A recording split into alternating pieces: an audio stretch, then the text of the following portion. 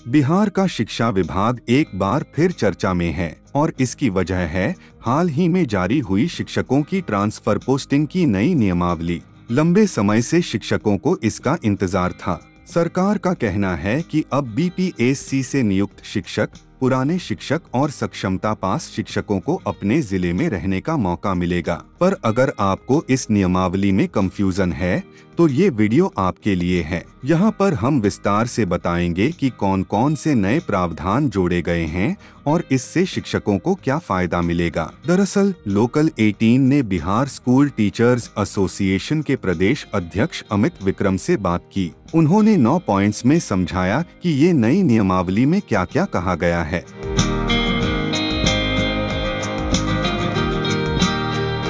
इस नियमावली में शिक्षकों को विभिन्न वर्गों में बांटा गया है, जैसे कि असाध्य रोग से ग्रसित, गंभीर रोग से ग्रसित, दिव्यांग या सेवा काल के दौरान जिनकी दिव्यांगता हुई हो। फिर उसके बाद विधवा एवं परित्यक्त महिलाएं हैं, ऐसी शिक्षिकाएं जिनके पति भी सेवा में हैं, और फिर पुरुष शिक्षक। सब के लिए अलग अलग प्रावधान किया गया है।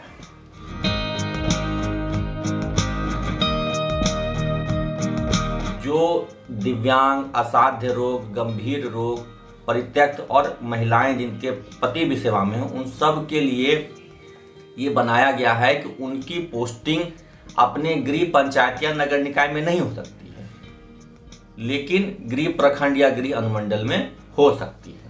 महिलाओं के साथ ये भी बाध्यता लगाई गई है कि उनके पति के गृह पंचायत या नगर निकाय में भी नहीं हो सकती है।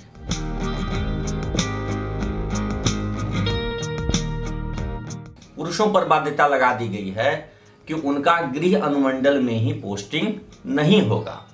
महिलाओं के लिए केवल पंचायत और नगर निकाय की बाध्यता थी, और पुरुषों के लिए पूरे अनुमंडल में, अगर उनके अनुमंडल में 4-5 प्रखंड हैं तो उनमें से किसी प्रखंड में उनकी पोस्टिंग नहीं हो सकती। और ये गृह प्रखंड है, उनके वर्तमान पदस्थापन का प्रखंड भी हो सकता है या उससे अलग भी हो सकता है, तो गृह प्रखंड में उनका पदस्थापन नहीं होगा।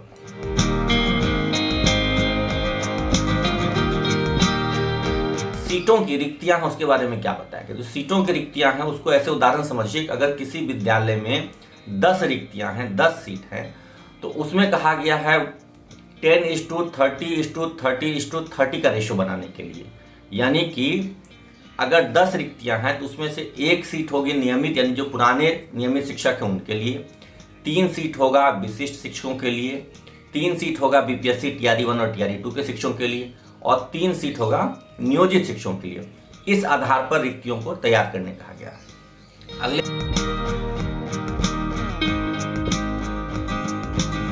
ऑर्डर ऑफ प्रेफरेंस क्या होगा? वरीयता और ऑर्डर ऑफ प्रेफरेंस भी क्लियर किया हुआ है कि अभी जो नियोजित शिक्षक हैं उनका ट्रांसफर नहीं होना है, तो बचे 3 कैटेगरी के शिक्षक, नियमित, विशिष्ट और बीपीएससी टीआरई 1 टीआरई 2, यानी कि विद्यालय अध्यापक। इसमें वरीयता और ऑर्डर ऑफ प्रेफरेंस दोनों निर्धारित कर दिया गया है। कहा गया है कि सबसे वरीय माने जाएंगे नियमित शिक्षक, यानी जो पुराने नियमित शिक्षक हैं वो। उसके बाद वरीयता क्रम होगा विशिष्ट शिक्षकों का, उसके बाद वरीयता क्रम होगा बीपीएससी टीआरई 1 और टीआरई 2 का। ये वरीयता क्रम और ऑर्डर ऑफ प्रेफरेंस, पोस्टिंग में भी ऑर्डर ऑफ प्रेफरेंस यही होगा। अगर मान लीजिए किसी विद्यालय में एक ही सीट है तो वहां पे सबसे पहला अधिकार होगा नियमित शिक्षकों का, नियमित शिक्षक नहीं रहने के बाद विशिष्ट शिक्षकों का, और विशिष्ट शिक्षक भी नहीं रहेंगे तब बीपीएससी टीआरई 1 और टीआरई 2 सेशन। ये ऑर्डर ऑफ प्रेफरेंस।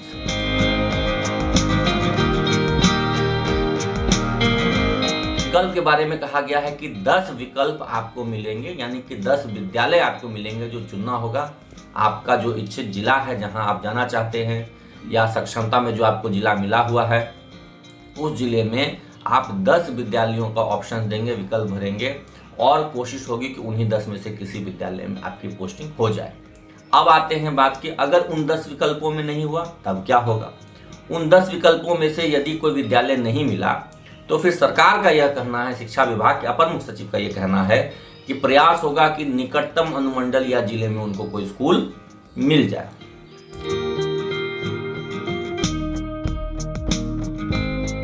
अगला पॉइंट आते हैं कि जो बाहरी, बिहार से बाहर के शिक्षक हैं, पुरुष शिक्षक हैं, उनके लिए क्या नियम होगा? तो उन पर चूंकि उनका गृह प्रखंड या अनुमंडल यहाँ है नहीं, इसलिए ये अनुमंडल की बाध्यता उन पर लागू नहीं होती है। वो किसी भी प्रखंड अनुमंडल में अपनी पोस्टिंग ऐच्छिक पोस्टिंग हिसाब से चॉइस फिलअप कर सकते हैं, उन पर कोई बाध्यता नहीं लगेगी।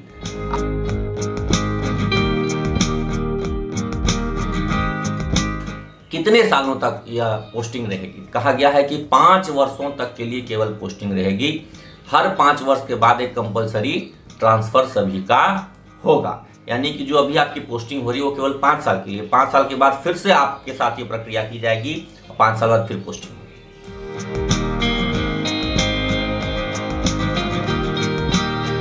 अभी जो पोस्टिंग होगी सक्षमता पास वालों की भी और बीपीएससी वालों की, वो दोनों पोस्टिंग अभी पटना से होगी, यानी केंद्रीकृत प्रणाली से होगी। लेकिन इसके बाद जो है ट्रांसफर पोस्टिंग के लिए कमेटी का गठन किया गया है। 3 तरह की कमेटियां हैं। जिनको जिला के अंदर ट्रांसफर चाहिए उसके अध्यक्ष डीएम रहेंगे, उनके नेतृत्व में कमेटी बनी है। जिला के अंदर ट्रांसफर के लिए वो अधिकृत होंगे। जो प्रमंडल के अंदर एक जिले से दूसरे जिले जाना चाहेंगे वो प्रमंडलीय आयुक्त और जो शिक्षा विभाग के आरडीडी होंगे उनके निगरानी में कमेटी बनी है, वो निर्णय लेगी। और तीसरा है कि जो एक प्रमंडल से भी दूसरे प्रमंडल में जाना चाहेंगे, मान लीजिए मुंगेर प्रमंडल के किसी जिले से भागलपुर प्रमंडल किसी जिले जाना चाहेंगे, तो उनको शिक्षा सचिव की अध्यक्षता वाली कमेटी से अनुमति लेनी होगी, यानी कि वो कमेटी उनका ट्रांसफर करेगी। जाते जाते ये भी बता देते हैं कि ये फैसला लगभग 5 से 6 लाख शिक्षकों को ध्यान में रखकर लिया गया है और जल्द ही ऑनलाइन आवेदन का प्रोसेस शुरू हो जाएगा। साथ ही दिसंबर में ट्रांसफर पोस्टिंग की जाएगी। आपकी इस मामले पर क्या राय है? हमें कमेंट सेक्शन में जरूर बताएं और ऐसी ही वीडियो के लिए देखते रहे लोकल 18।